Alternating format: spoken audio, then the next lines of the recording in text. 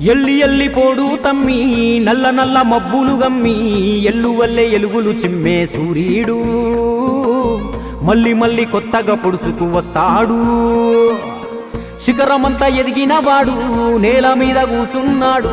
జనము గుండె చప్పుడు తెలిసిన గొప్పోడు జాతి మేలు గోరి తప్పున పడ్డాడు.